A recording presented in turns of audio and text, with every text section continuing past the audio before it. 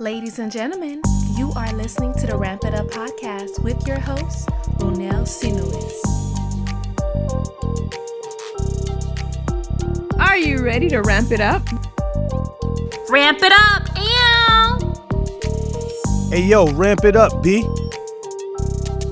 Girl up, ramp it up, ramp it up. The Ramp It Up podcast. Hey, you need to ramp it up. Ramp it up.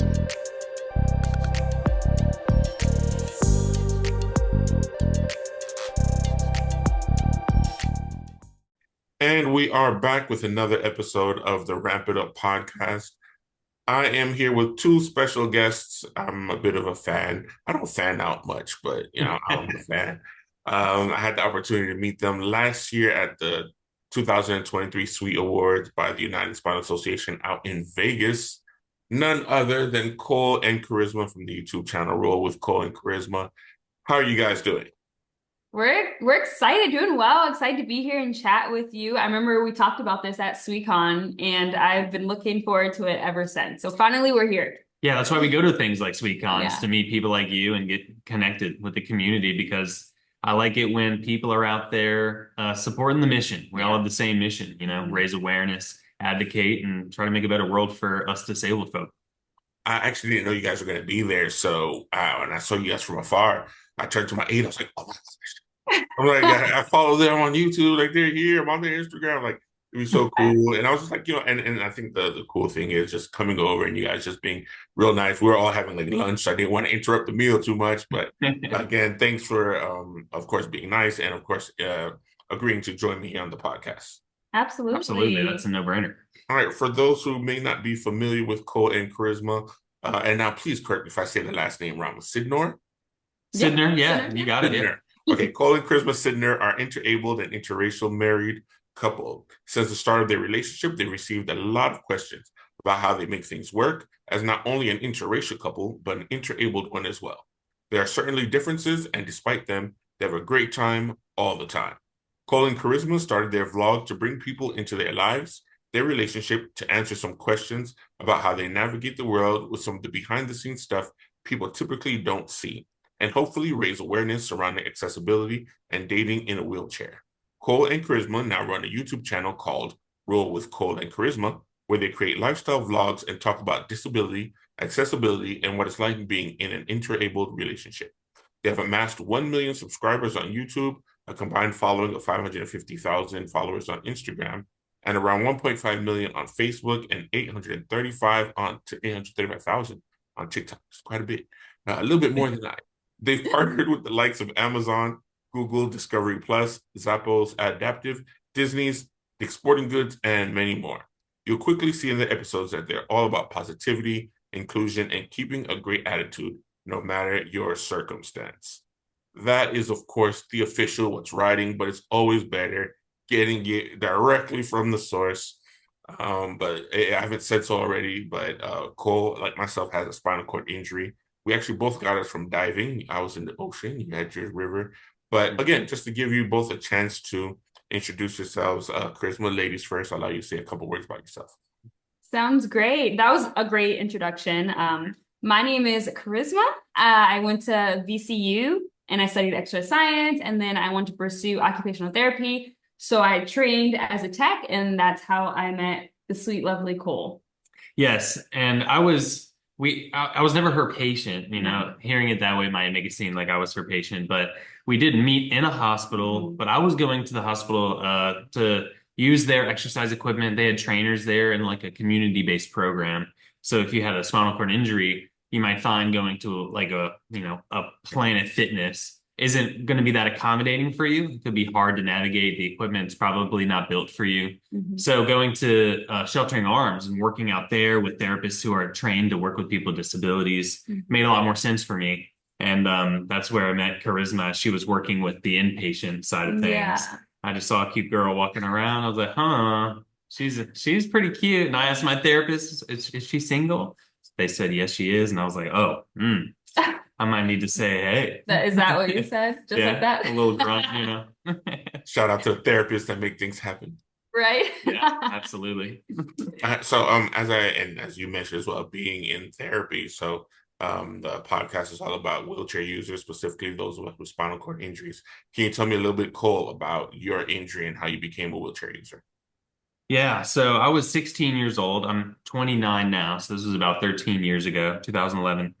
I went with some of my friends to the James River that flows through the city of Richmond, where we grew up, and I dove in to shallow water.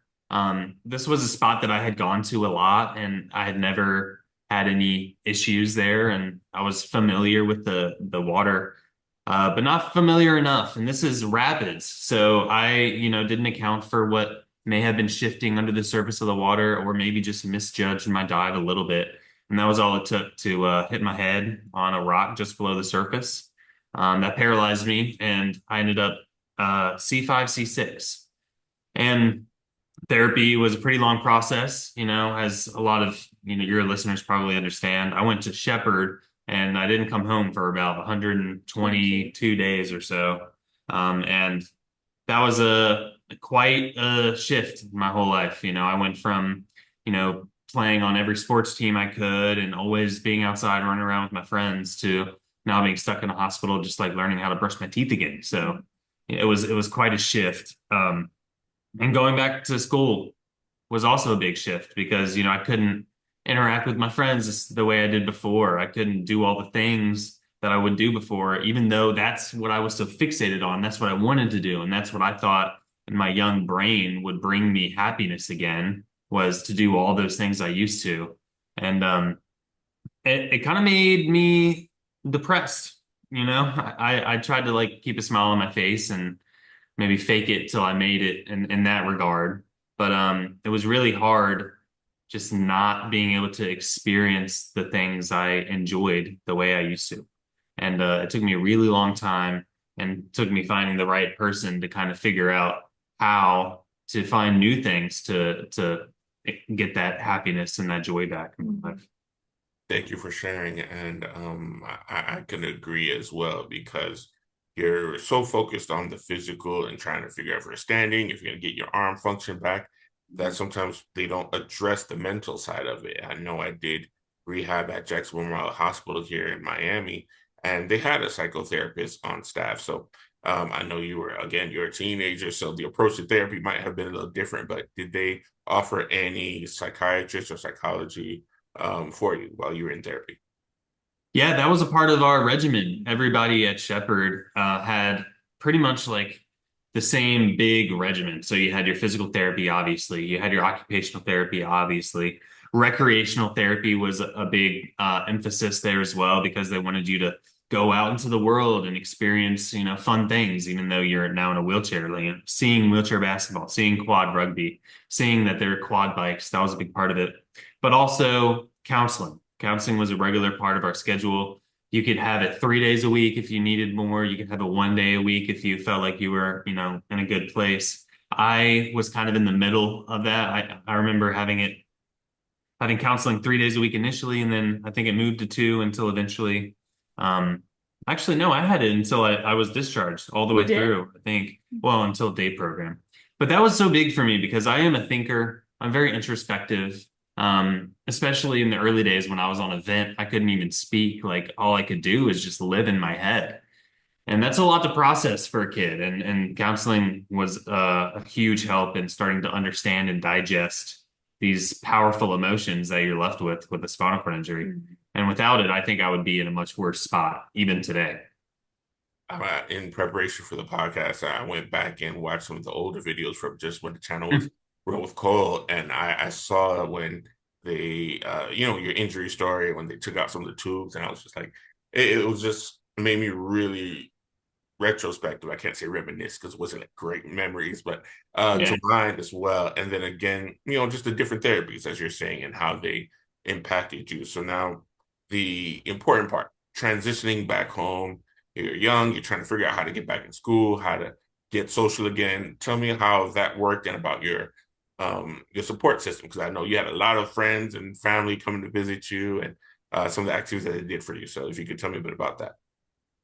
Yeah, coming back to my community was pretty great. I mean, as far as homecoming reception goes, like my community was like above and beyond supportive, which was incredible. Incredible to see how they supported me and also see how they supported my family, because everybody who's been through a spinal cord injury knows how expensive it is. And I was very fortunate to be in a community where like they really lifted my family up, helped support a lot of the renovations on our house, medical costs. Like overall, I feel very privileged to come from the community I came from. And that was great. The part that was less great was coming home myself and trying to figure out where I fit into that community. Um, like, for example, I really wanted to not fall behind in school. I missed the first half of my junior year. And so I wanted to come back and catch up so that I could still like be with my class where my friends were. And I was able to do that, and I don't know what it says about our public education system, but I caught up surprisingly quickly. There wasn't a lot of work to catch up. I don't know if they were letting me off easy or what, but I caught up rather quickly.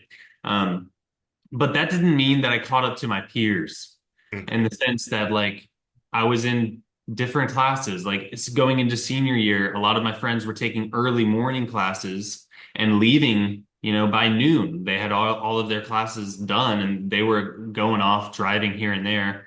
I was doing my therapy in the mornings. So I was taking the afternoon classes at school, which meant I was with a lot of the lower classmen. And then by the time I was out of school, all my friends were already off here and there, driving to the basketball courts to play basketball or going to this person's house that was not accessible. So in that sense, I felt kind of lost. I felt like I was kind of in limbo and I didn't really know where I fit. And then granted, there were friends that kind of just faded away because, I don't want to let anybody off the hook in the sense that like, I don't know. It's kind of hard to talk about this aspect of things because like I don't want to like hold it against 16-year-old kids for not understanding how to accommodate and be inclusive of someone with a disability when they've not ever been exposed to someone with a disability or live in homes that aren't accessible, that it's not their choice. So I think about that a lot and I don't really know how to feel about my friends fading from my life. But there were some friends that stuck around and I was able to hang out with them and go to movies and we found different ways to be together and still find that friendship and camaraderie. But yeah, it was definitely a bit of a conundrum because everybody was excited to receive me home, but then I felt like I couldn't really engage in a lot of ways too. Understood.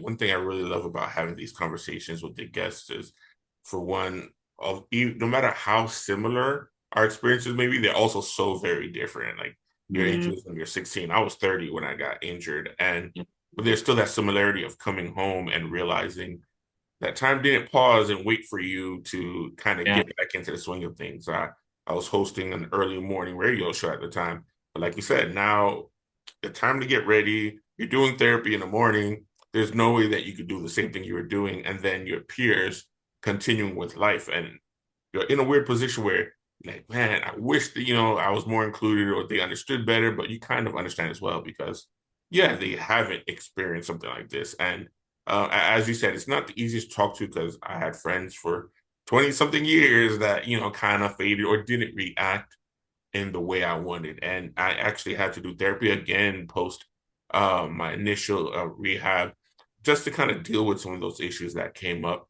And, just again, for our listeners who are following up, unfortunately, a part of it is there will be people who may fade away.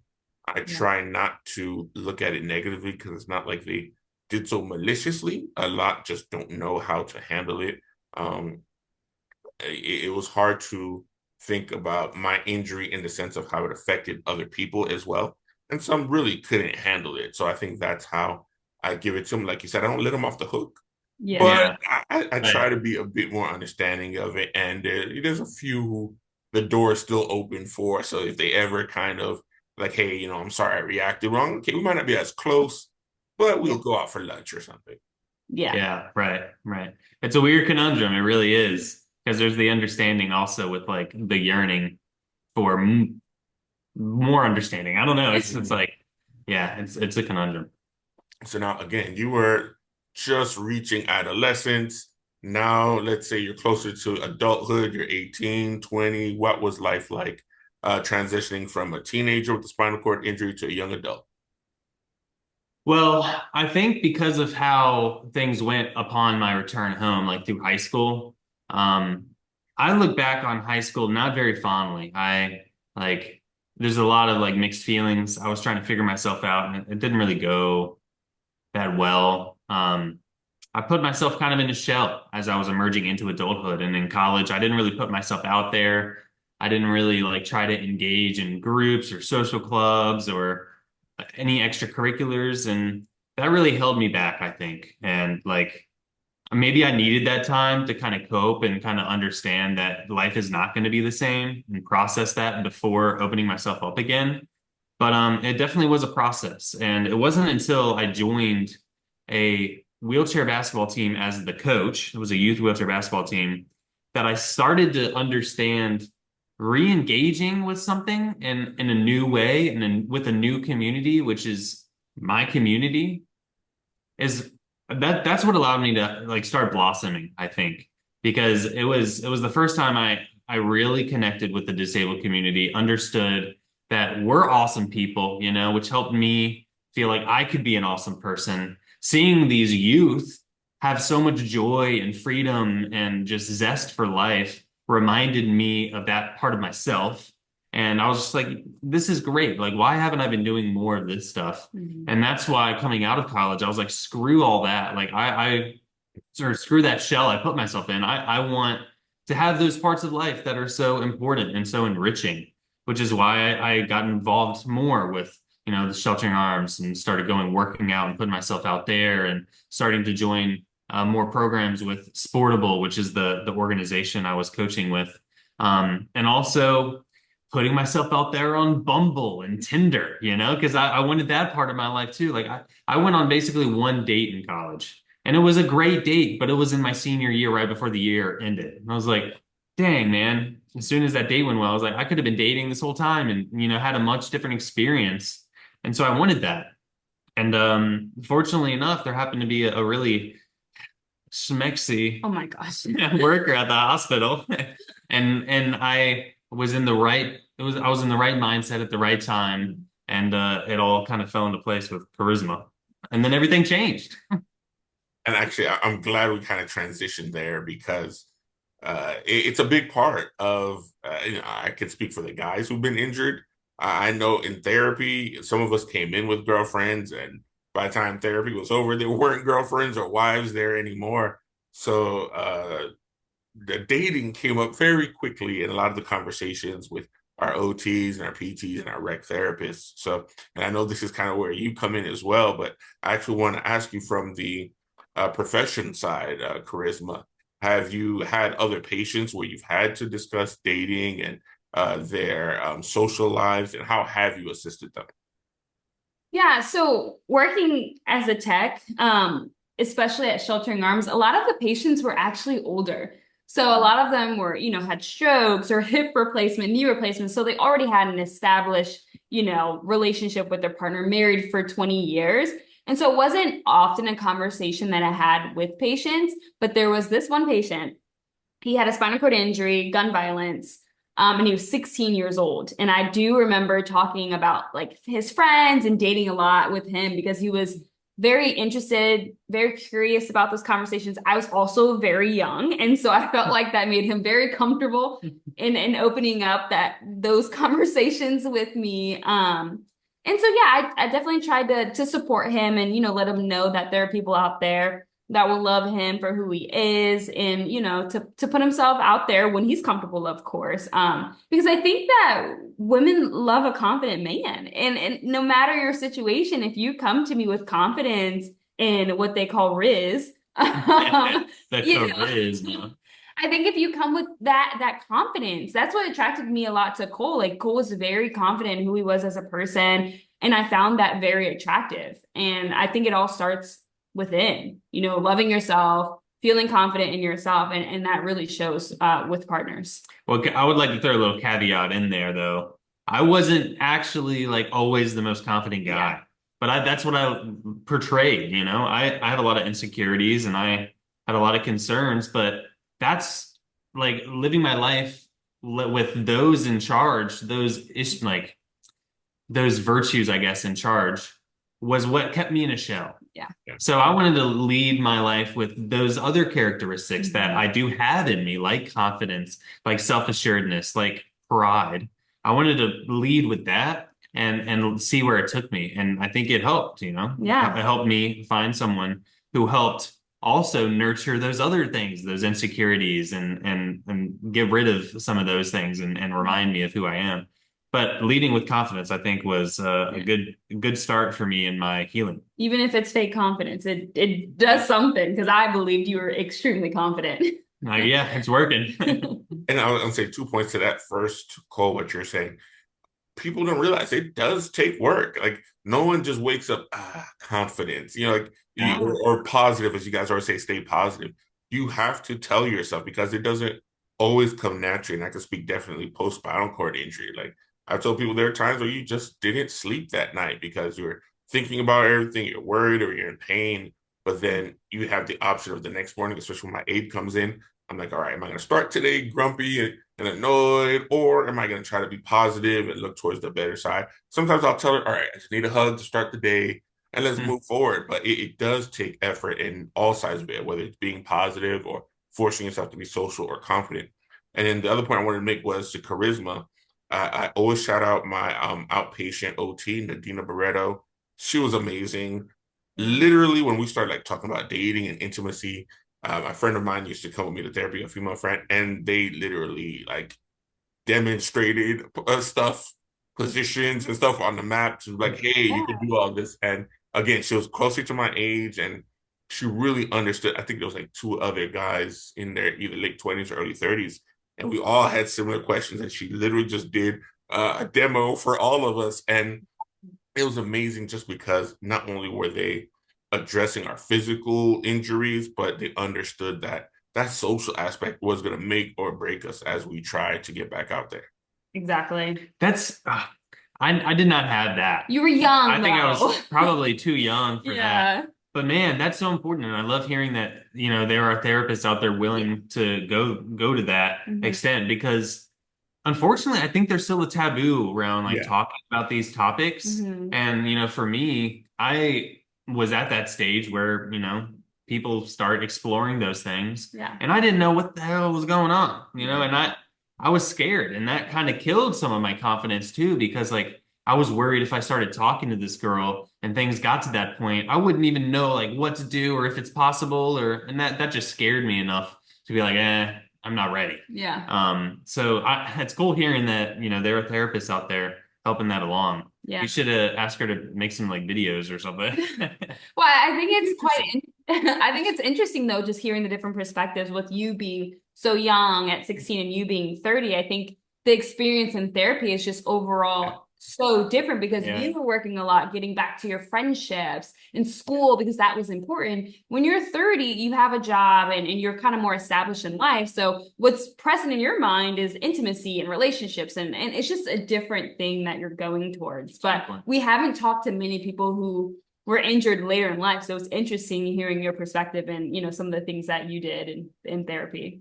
Oh yeah, and again, it takes special therapists, because it really isn't everyone, and even the hospitals or the doctors, even the focus isn't on the intimacy and the relationships. It's fertility is usually like that. Even at UN, they have the fertility study. But I was like, well, what about before fertility? Like, exactly. Steps, and it's not like I'm gonna ask my aide, hey, what can we, those are the things, those questions that kind of go unanswered. And like you said, it's hard to create, I guess, a template for everyone, because there are different stages of life, but I think there are enough people for them to take into account that people want to re-explore those things. And I think that's just part of the misconceptions that people with disabilities aren't going to or don't have the desires to be relationships. So that's where ableism and all that other stuff kind of still shows its face.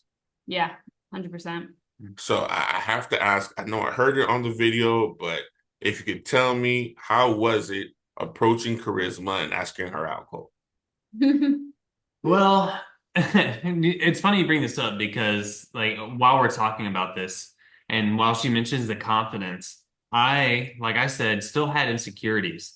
So my approach, I don't know if it was a good approach, bad approach, it ended up working for me. But my approach was kind of to like try to befriend someone so they could understand that I'm a person with a personality, with characteristics, with things to offer, Yeah. before trying to come in as a prospective boyfriend. Mhm. I don't know if that makes a lot of sense, but like, for example, I didn't ask Charisma out on a date right away. What I asked her is to come over to a bonfire with my friends that I was having. And now I wasn't actually having that bonfire. So when she said yes, I had to go through my friends list. I was like, guys, I need your help. Like, come hang out, please. Make it look like I have a lot of friends. And so that way, like, I felt more comfortable with her getting to know me getting to know her. Mhm. Now, that being said, like when we all gathered around the fire, I made sure she sat beside me, and her being who she is, she offered to help with like my hot dog at one point. No, I think it was the s'mores, which was S'more. way messier. Yeah. I could Yeah. imagine. I tried to eat s'mores on my own once and it was a sticky mess. So she offered and I was like, okay, let's do it. And that was like the first time like we had a little moment like that. But you even said that you weren't sure, right? No, I was very unsure going into the date, or not the date, the hangout, bonfire hangout with Cole. Like I brought a friend with me because I'm not going to some boy's house who I just met, regardless. And so I brought a friend with me and I remember texting her and she was like, okay, so what's the expectation? Is he into you? Do I need to look out for signs? And I was like, honestly, I have no clue because it seems like he's flirting with me, but I'm not quite sure. And so for me, I was already interested in the potential of dating Cole. But I do appreciate Cole's perspective and how you went about it because I think it just established a friendship and like me getting to know you in a comfort. But being who we are, that lasted a day and we skipped right over that and just went straight into dating. Yeah. But what was I forgot where I was going with that. Well, to your point, I mean, I also like used that approach because I had been on other dates. Yeah. And on those other dates, a lot of the conversation revolved around my disability. And so like I don't that didn't really feel good to me, in that kind of context. Like I wanted to go on a date and like someone get to know me for me and I get to know them for them. And after that first hangout, I asked her out to dinner and a movie. So then I think the context was a little more clear there. And on that first date, I did not get that vibe at all. Charisma was getting to know me. She wasn't asking about my disability. That has largely to do with like her background and stuff, but it's also just who Charisma is. And so I happened to find someone who wanted to learn about me, and that felt amazing. And so it very quickly turned from let's like warm into this as friends to okay, let's go, let's do it. Yeah. And I think that's cool. And another contrast, I guess, between when you got injured and why it did. I think I already had an established way, by then of how you approach girls and, or the Riz, as they were saying now.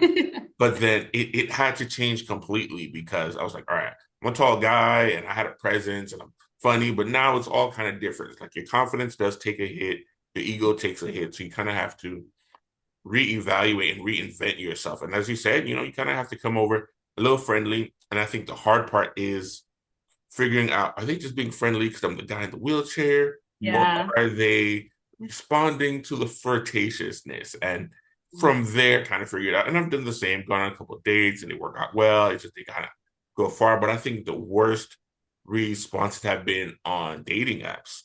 Those have been interesting because I think early on, I wasn't confident enough to show the whole chair. So I have a power chair. So all my pictures are headshots and, I make sure my hair was done nice and I was cool. But they'll always see the cushion behind. So after the first 40 messages, the next one will be, so what's that behind your head? And okay, you explain it and then ghost. No response. Wow. And I remember Ryan DeRoche, he was one of the United Spinal Volunteers and he was in charge of a group called SCI After Dark. And it was just for men to talk about dating and intimacy and all that. And he actually was just like, he just jumped in. He put pictures of him in his whole chair. He would put a joke about him in his chair. And that just kind of, it weeded out the people who weren't interested in dealing with a wheelchair user. But then those who actually read his profile and were interested and laughed at the joke were the ones that pursued him or at least sent a message. And I followed that way, and it's been great.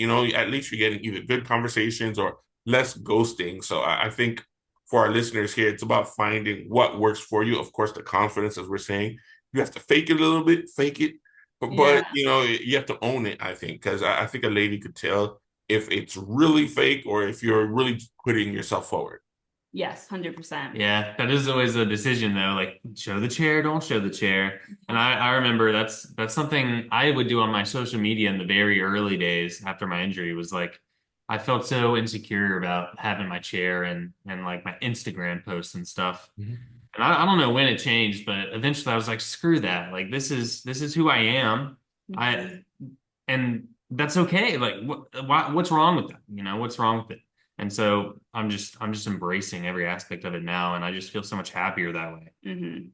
So now, since you're bringing up social media, we have to talk about the page. What inspired you to start up the YouTube page, Roll with Cole? Well, That's you. Well, okay. So before we became a thing, when you had first got injured, your mom was posting you in therapy. So on her page, my mom was literally the mom in the gym, walking around with her whole iPad, filming things. Yeah.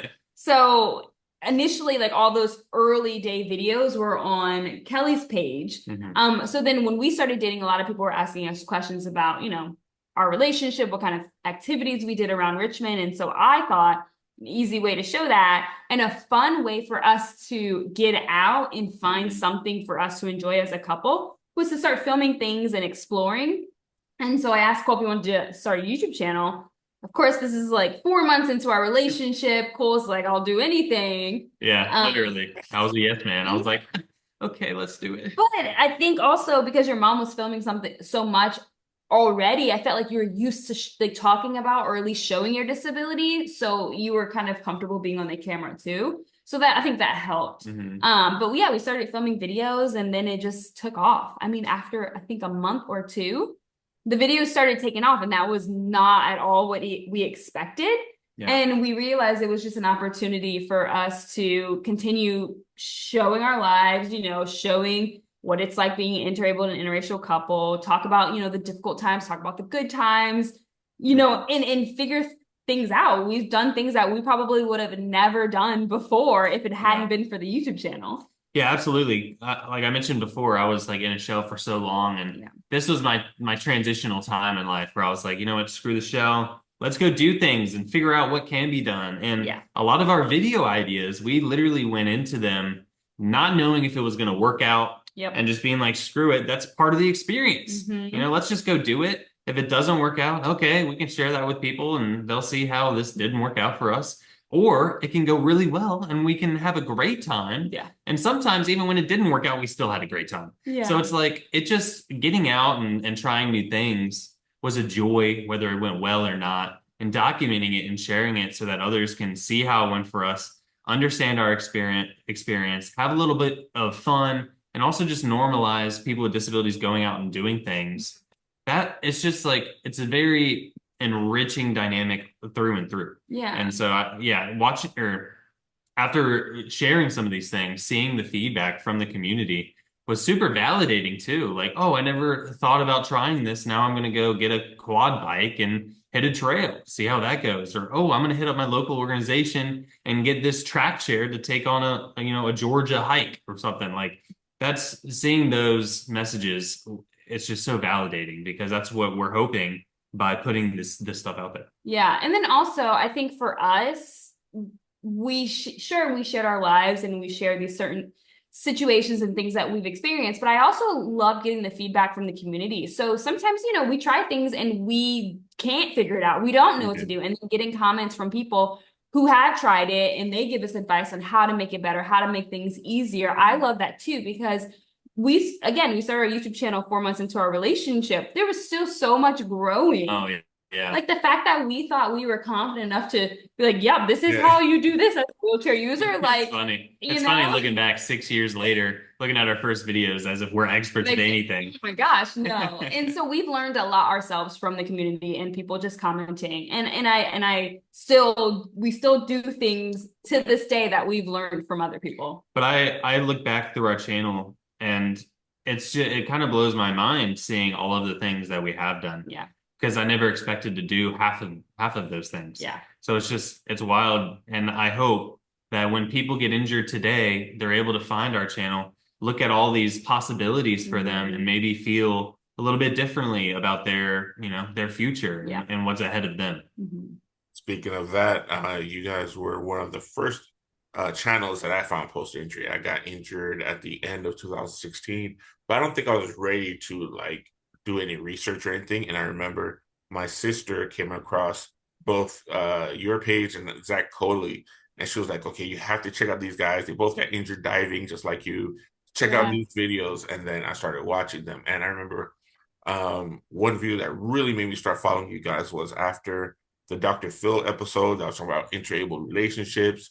And I just went into a rabbit hole because I was saying some crazy things. And I was just going through everyone's videos and I found you guys. I was like, oh, they're cute. Let me keep looking at videos. And I have to say, congratulations to you guys, because I know a lot of content creators have a love-it-hate relationship with creating, because with every 100 positive comments, there's that one that kind of gets in there that's not so positive. And for myself, it's like, why waste your time doing all that, coming up and being so negative? But I know sometimes those are the ones that stick in your memory the most. But I just want to remind you that the rest of us are all here rooting for you guys, and we appreciate it, because there are a lot of things that you guys have done together as a couple that inspired me. Like, oh, I could do that. I can go on a trip, or I can. In fact, like I'm dating a young lady, and I told her, hey, check out their page. Aww. And she was like, and specifically because we were planning a trip to Mexico. I was like, they went to Mexico with Shane and Hannah. Like, you can do it. It could be done. Like, it's a little bit of work. Maybe you need an assistant to come along with you, but it's not impossible. And just opening yourself up. I do it to a much smaller degree here on the podcast because I do more question asking than answering. But being open enough to share like intimate things, even again, just the IVF, like stuff like that, and it's, you have to be genuine, because I know some people may think you're faking it, but you're real people going through real things. So if I can ask a bit about some of the highlights and maybe some of the lowlights of being public figures. Yeah, I think for me, kind of what I was mentioning earlier, some of the highlights was just connecting with other people in the community.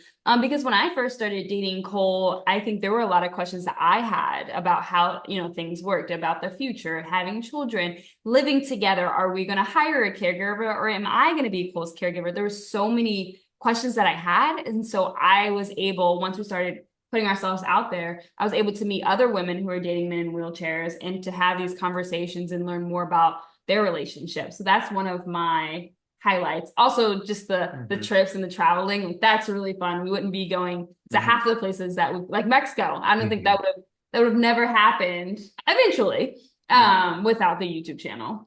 Yeah, kind of to piggyback off that, my highlights would probably be the reception to our content and just like people expressing their appreciation for what we do. But then also the experiences, like, water skiing, like going tubing, surfing, like all these things that I would never have thought I could do. And the channel kind of like motivated or catalyzed. And they've been they're now some of my favorite memories, thinking back. As far as lowlights, what would you say? No, you go first. I would say lowlights for me would just be seeing how there's a lot of unhappy people out there. Yeah. And these unhappy people don't really shy away from projecting that unhappiness onto you in the form of contents. Or comments, sorry. They, behind their keyboard, feel comfortable saying some pretty horrendous things and just overall putting down us who really are just trying to put out good stuff into the world. Honestly, that's what we're trying to do. And so, and I understand as content creators, like we're opening ourselves up to that. Yeah. I also kind of hate that argument too, because I don't really think there's any excuse for being mean and vindictive or, disrespectful to people. Yeah. So as far as the ableism that we've seen, that's pretty gross. We're also interracial, so we see a lot of racist comments and perspectives as well. That's definitely the low light for me, and because we're human at the end of the day, and those things affect us. Yeah, I think the beginning of our channel was definitely the hardest. Now, you've grown thick skin and it's just a part of being on social media. But at the beginning, when you blow up and you did not expect to, it was very hard. I think I struggled a lot with it, a lot more than Cole. And I remember we had to block certain words because people were saying really racist and mean and hurtful things.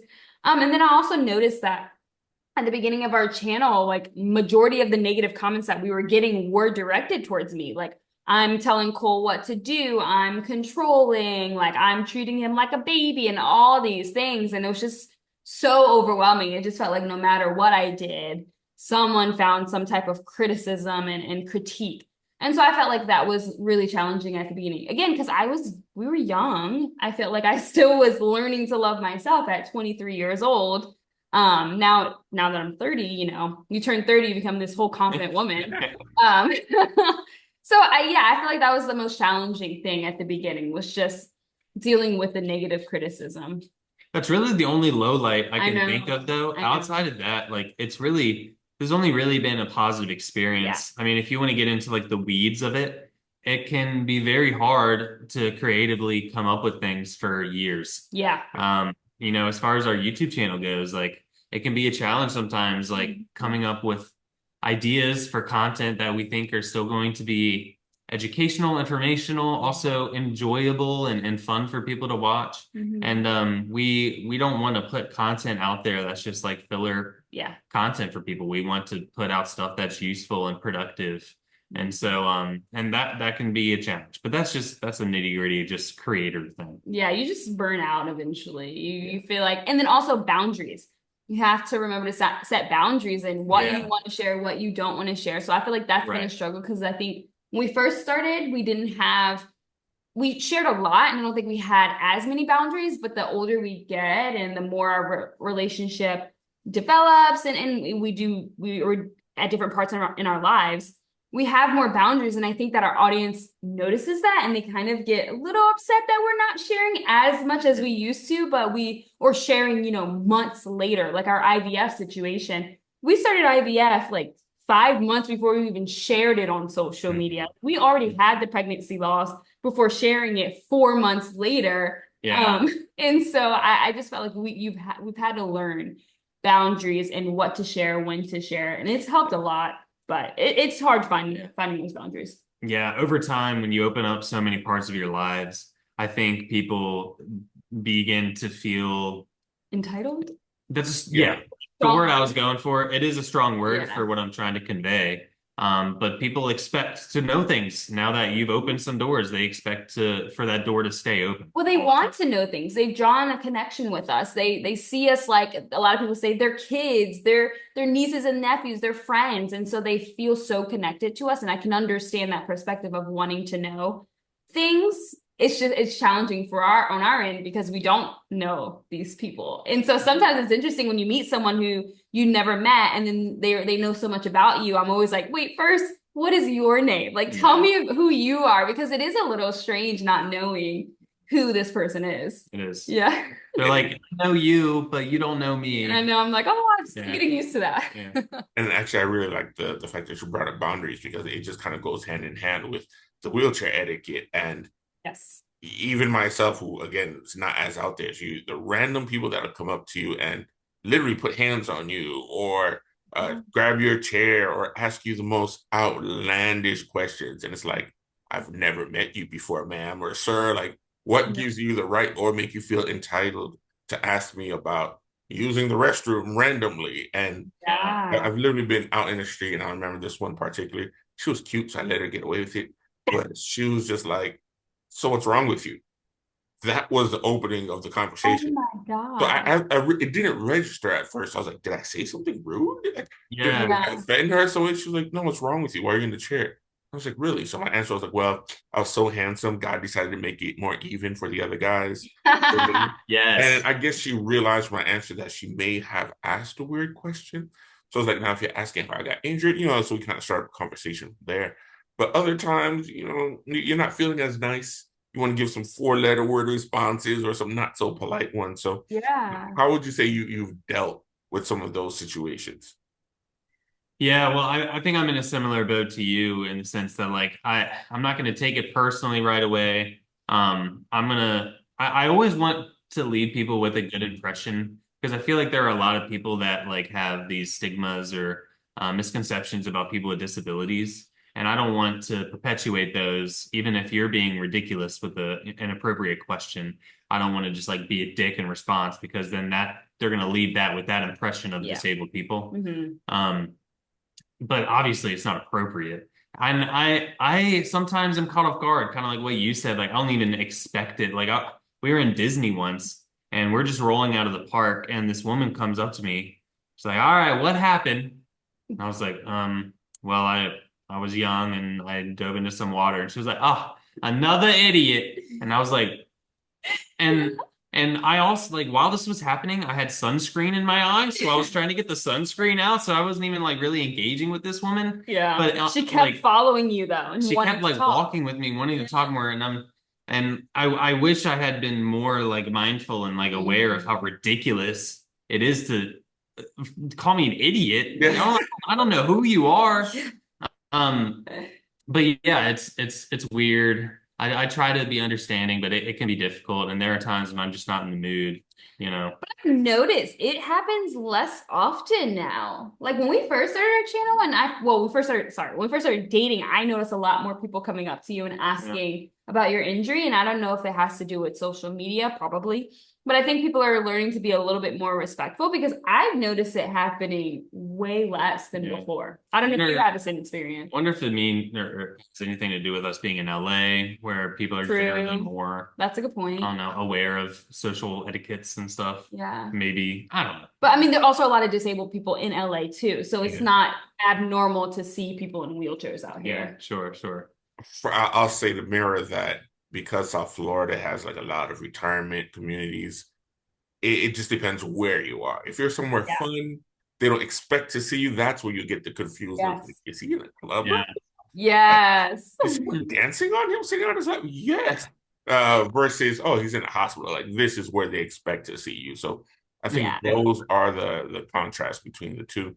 And I was going to say one thing as far as the courtesy or the etiquette, it's a strange balance because you're either too visible and too many people come up to you and like I said, put hands on you or say the weird things, or you're now invisible because they're uncomfortable with people with disabilities or just haven't interacted. I've literally been in a doctor's office and I'm talking, I'm introducing myself, and the nurse turns to the person who was with me and was like, so her question was, can he stand up?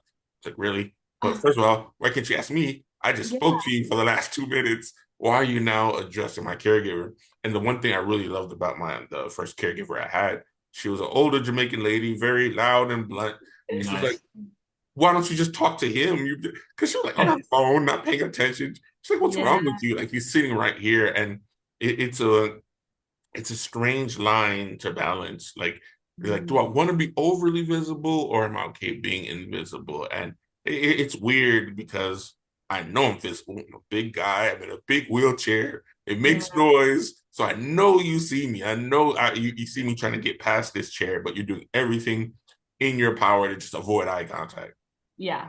It is strange. I've started shutting it down a little bit in public, like because I've had someone come up and ask if they could pray over me. Oh, I said no, thank you. I'm okay. Yeah. Also, like one thing I've started doing too is, for whatever reason, a lot of times strangers, when they come up, they'll just want to apologize. And they'll be like, oh, like what happened? And like they're asking in a sweet way. And I'll just say, oh, well, I was this age and this is what happened. They say, oh, I'm so sorry. And I'll say, oh, there's no reason to be sorry. Like I have a very full, like happy life. Like I'm very happy. Like there's no need to apologize, you know? And people seem to accept that, you know, they don't seem to get upset about that. And you can kind of see the switch in their head. Mhm. You kind of be like, oh, yeah, okay, Yeah. I get that. I think the most challenging thing for me since dating you is when we're out and about and I don't know, it's an inaccessible place and I have to bump Cole up the sidewalk or something like that. And, of course, a man sees this happening and he runs over and like I have literally been shoved out of the way before, like pushed out of the way so they could help Cole up the curb. And I'm like, wow, one, rude. Or I've like been doing it and they're like, do you need help? I'm like, no, okay, I got it. And then they get upset when you say no and turn them down. And that's so frustrating because one, I got this. Like I'm very strong. I can piggyback Cole, I've seen videos. Yes. I know I look small, but I'm very strong. Strong. But two, like, accepting when someone tells you no, it's okay if someone doesn't need your help. Thank you for offering. It's very much appreciated. And I've started to say, no, I'm okay. But if you want to just stand there and keep a close eye just in case something goes wrong, I appreciate that. Because I think that they want to do something. Yeah. And so it's like, look, just stand there. If that makes you happy, go right ahead, know? We have had an experience where Charisma was bumping me up some stairs into like a pizza restaurant that was not accessible. And the pizza, faculty and staff ran over, asked if they could help. We were like, we don't really need it. They jumped in anyway. Insisted. Snapped my handle on my wheelchair. And then obviously we were upset about that, decided not to go in. And they were like, oh, well, at least we tried. Yeah. Oh, yeah. At least you broke my chair, bro. What? Yeah. No. Yeah. And I've had that conversation with people, especially if I'm with my aide and she's just doing one of the normal things I need. If I had a spasm, she's just adjusting me. And I've had to tell her, no, it's okay because she knows how to do it. And like you said, it's trying to find like a gentle way to back their hand away. Like, no, thank you. I'm good. We got it. And I truly do appreciate it because there have been times where like my chair got stuck and it did take a few people to assist us.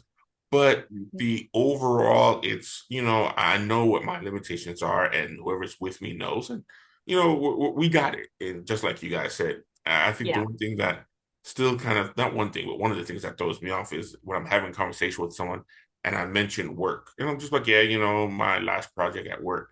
And the shock that just comes over their face. Like, you work? What? And I'm just like, well, the bill doesn't really care about my disability or not. It doesn't care about my injury. We still have to get a life. Yeah, I might have to, I might have the same hours or I might not be able to do the restaurant work I was doing previously. But, the bills got to get paid somehow. And those are the moments where I'm like, all right, I'd rather educate a little bit versus scold the mess out of somebody.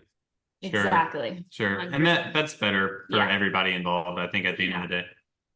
So now, I know we mentioned meeting back in Vegas.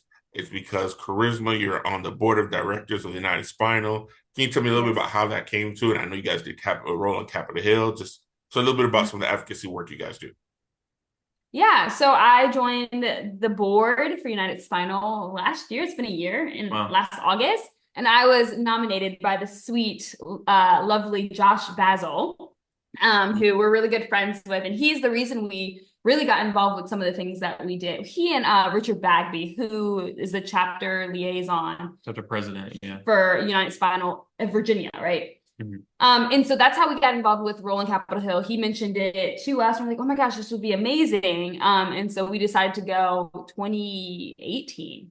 Was it 18? 2019. I think it was 19. Yeah, 2019, we went to Rolling Capitol Hill. And then the pandemic happened and that through that. Yeah. But yeah, we just felt like once we started the channel, we had to do more than sharing our lives. It didn't feel right just sharing our lives and not doing more advocacy. So we try our best to advocate, go to these important meetings, be a voice when we can be. And I love advocacy. I think it's amazing. Another important aspect of that we really appreciate about our position is putting out the content we have has garnered an audience, which has allowed for us to develop the credibility for corporations now to come to us. And so we do a lot of internal corporation speeches as well, where we're sharing a lot of disability etiquette things, some of our experiences, tips and some guidance on how to interact with people with disabilities, or how to make your workplace more accessible, and how important it is, and how it's going to benefit your company too. When we got stats to back that up,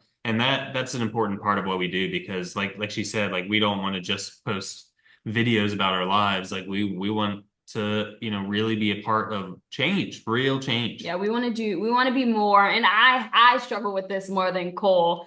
I'm always like, we're not doing enough. We're not doing enough. I'm always want to get involved in this and involved in that. And I will do everything all the time. Yeah, I'm a workaholic. I like go and go. Mm-hmm. But it is amazing to be involved in the community. And I love being on the board. And Cole is hoping to get on a board soon himself. Yeah, we'll more to learn about that. Yeah, in the future. It's a work in progress.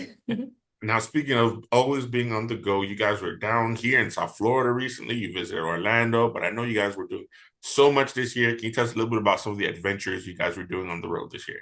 Oh my gosh. Much. That's the real answer. Yeah, we just got home from a 69-day road trip. Yeah. We started in Vegas, went to Minneapolis, came to DC, then Richmond, then the beach, and then Orlando, then back up to Minneapolis and back to LA. It's been wild. A lot. It's been a long time, but we love adventuring. Yeah. And maybe we're getting old enough now that we want to slow down.